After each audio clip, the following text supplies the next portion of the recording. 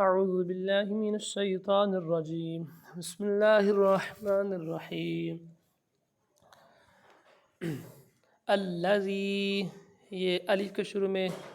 زبر زیر پیش نہیں ہے، تو الف لام کا قاعدہ ہمیشہ یہی ہے کہ جب بھی اسے آپ نے لفظ شروع کرنا ہو تو آپ اس پہ زبر لگا دیں، جیسے ہوتا ہے نا الرحمن، الکتاب، القرآن، ایسے ہی ہے الذی خلق، خالہ لام بریک قاف موٹا۔ کل بھی جو پیچھے خالہ کا تھا وہ بہت سارے نے غلط پڑھا، درست کیجیے گا۔ خالق سبع، سبع، سب سین با زبر سب، سبع سماوات، اور یہ دیکھیں دو زیروں کے بعد توئیں آ رہی ہے، گنہ کر کے پڑھیں گے، ہلکا گنہ، طباقا، طباقا۔ یہاں پہ چونکہ توئیں ہے وقف ہوتا ہے تو آپ بہتر ہے یہاں پہ وقف کر لیں، طباقا۔ الذی خلق سبع سماوات طباقا ما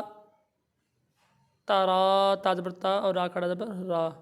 یہ جو را یا ہے یہ نہیں پڑھنی، ترا فی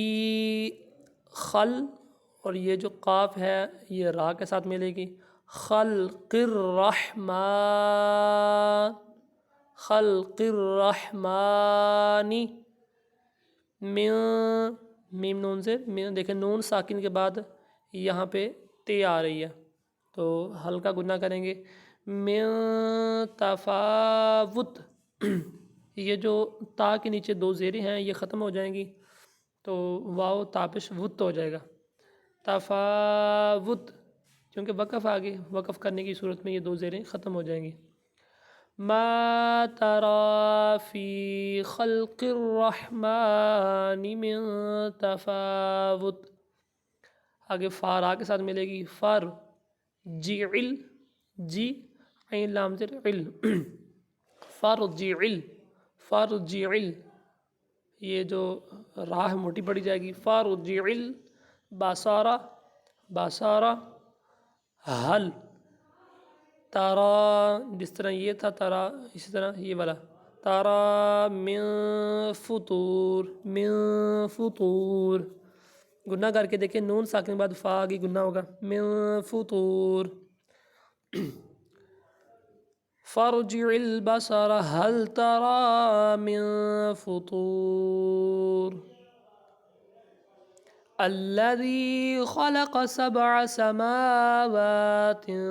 طباقا۔ اچھا اگر آپ نے اس کو ملا کے پڑھنا ہے تو پھر یہ دیکھیں دو زبروں کے بعد جب بھی میم آتی ہے تو اس پہ شد آ جاتی ہے نا، گنہ ہوتا ہے ادغام والا، تو پھر یہ دو زبروں کے بعد جب میم آئے گی تو اس پہ شد لے آئیں گے، طباقا، پھر گنہ کریں گے میم پہ، طباقا ما ترى في خلق الرحمن من تفاوت فارجع البصر هل ترى من فطور۔ صدق اللہ